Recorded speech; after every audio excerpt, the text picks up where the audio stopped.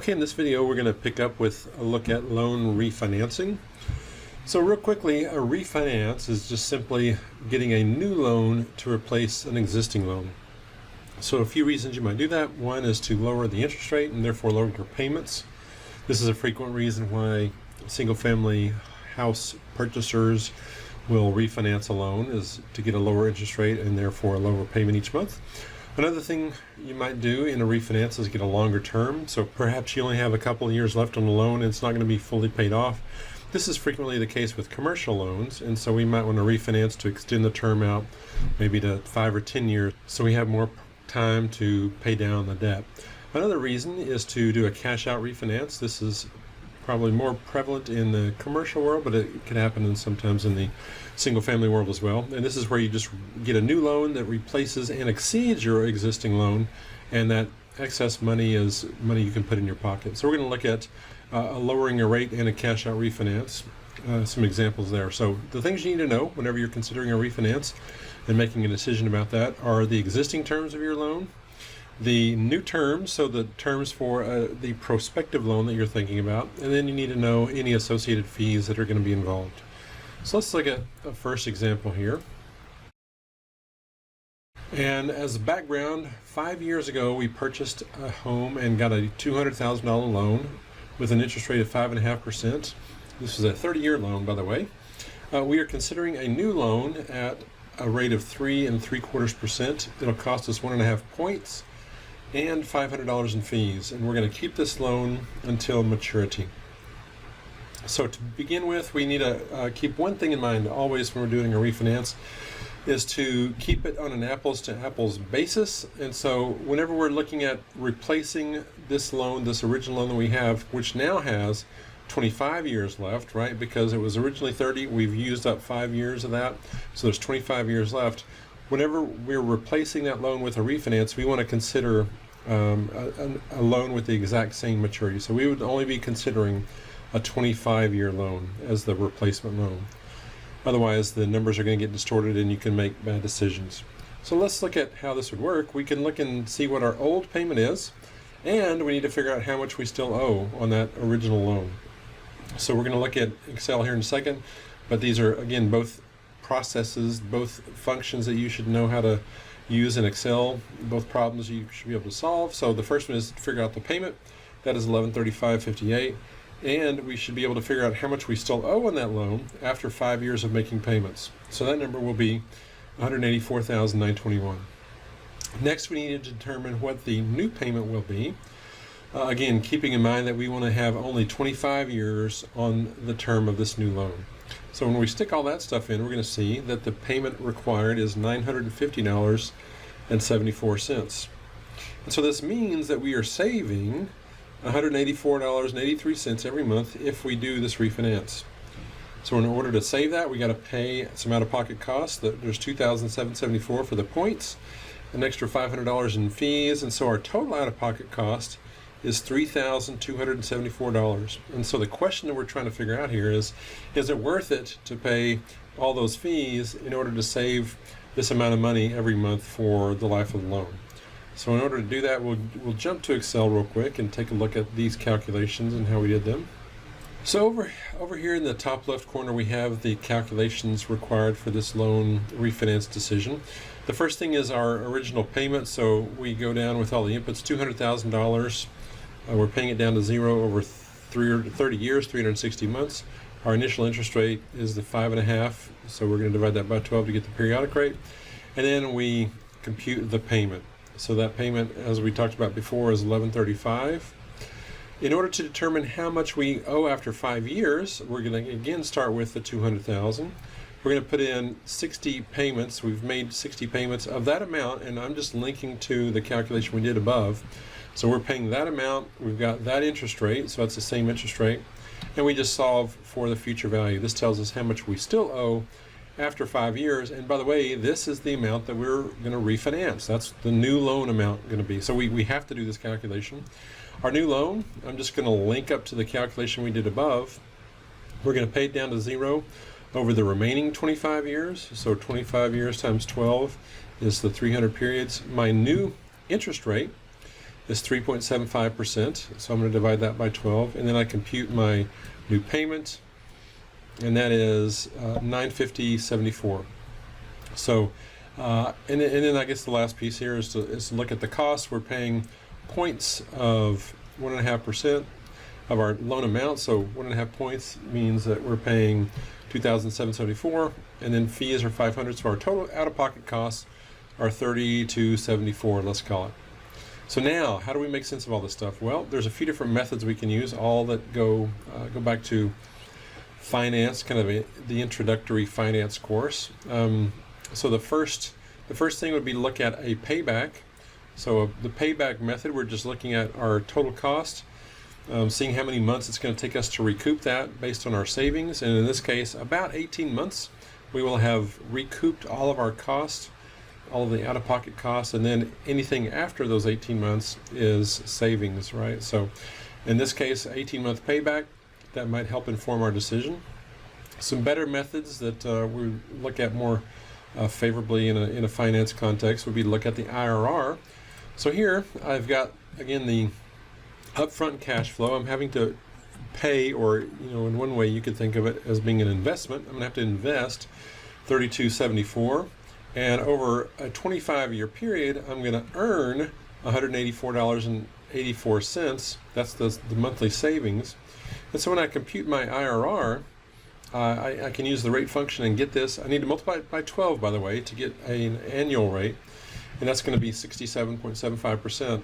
Now, if you really wanted to use the IRR function, we could go over to this column here, and at time period 0, I pay my upfront fees. Time periods 1 through 300, I'm going to save that $184. So let me go down to the very bottom here. So for 300 periods, for 25 years, I'm going to save that amount of money. And so I can just use the IRR function, and I highlight that entire stream of cash flows. That will give me a monthly IRR, and then I need, again, to multiply it by 12 to get the annual IRR. And in both cases, it's 67.75%. So that's the return if I stay in my house the entire 25 years with this new refinance loan. And then the last thing we could look at is the NPV. I could consider a variety of different discount rates that would reflect the risk of this refinance. I would argue it's a relatively low risk proposition, so that the discount rate should be pretty low. Anyway, if I use that discount rate, look at all of the cash flows again that we just listed out, cash flows 0 through 300. My NPV is a very strong, very big positive number. So all of these indicate that a refinance decision is a really good decision, especially if I'm staying in the house for another 25 years. All right, let's go back to the slideshow here and consider probably a more realistic scenario. This is where we are not going to stay in the house necessarily for the next 25 years. This is probably a more frequent kind of a situation where we've been in it 5 years and we think we might be there 5 more. So that's a little bit longer than the average person stays in their house. But anyway, we're considering not staying in the entire remaining term of that original loan. So again, the scenario is we bought this house, got a $200,000 loan 5 years ago at a 5.5% interest rate. We're going to get a new loan. Same terms as before, but this time we think we're going to only be there 5 more years. So a total of 10 years in the house. And so we're comparing, again, a new loan, a new 25-year loan, compared to the existing loan that has 25 years remaining. So we're going to find the payoff now for both loans. We've done this before many times. And then we're going to compare the cash flows. So let's look here and see what that's going to be, and then we'll go to Excel and look at the calculations. So we're going to determine our old payment, how much we still owe, and what we would owe after 5 more years if we didn't refinance. So we're kind of comparing what would be true with our original loan and what would be true if we got a new loan. So we need to calculate how much would we owe if we stayed with our existing loan and stayed in our house for 5 more years. The payment would still be $1,135, and after 5 years we would owe $184. After 5 additional years, so a total of 10 years, we would owe $165,000 with our original loan.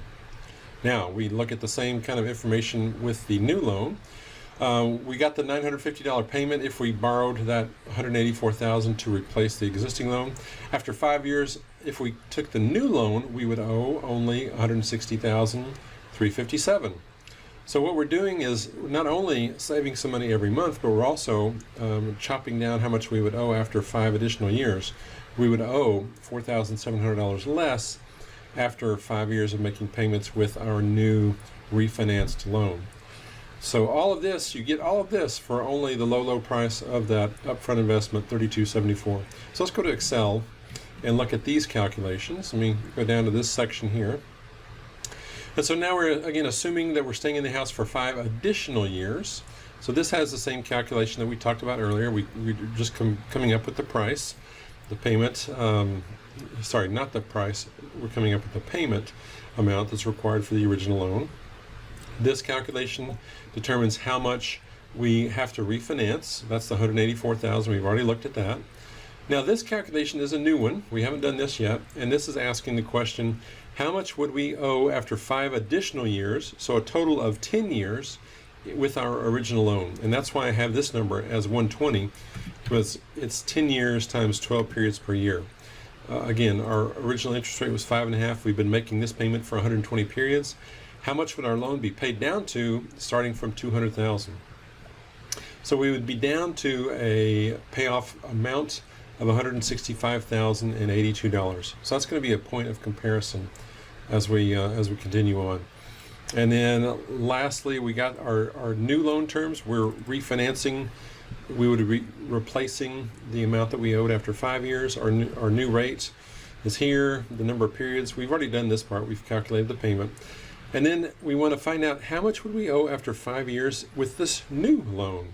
So again, we're kind of comparing loan A to loan B all across different parameters. So in this case, if we refinanced, we would take out or start with an original balance of $184,000. We would pay for 5 years at our new lower rate. And then our ending balance would be $160,356. So to make sense of these numbers, we can do the same calculations. The payback hasn't changed. Nothing has changed because we're really only thinking about the first 18 months here. But our IRR does change. The present value is the difference between, it's our upfront cost. That's how much we have to pay. That would be an outflow. The future value is the difference between what we would owe with the original loan and with our refinanced loan. So we would save $4,725. We would have to pay that much less back if we refinanced. This is over a 5-year period. We're saving along the way still that $184.84. And so if we solve for the rate, multiply by 12, this thing is worth almost a 69% return. So again, this is a no-brainer decision. So the NPV tells us the same thing. I'll let you look at that calculation, but all of this says a refinance, even if we're only going to live there for 5 more years, makes a whole lot of sense, and so it's something we should be doing. So I'm going to stop here. We've gone a little bit long. I'm going to stop here, and we'll pick up in the next video with looking at a cash out refinance and continue on from there.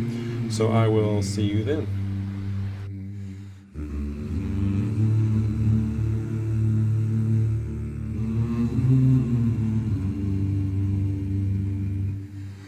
Far over the misty mountains cold,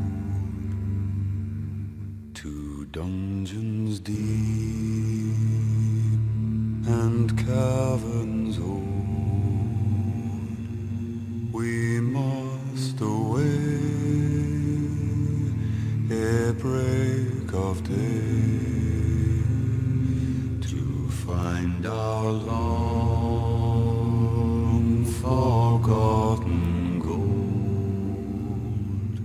The pines were roaring on the height, the winds were moaning in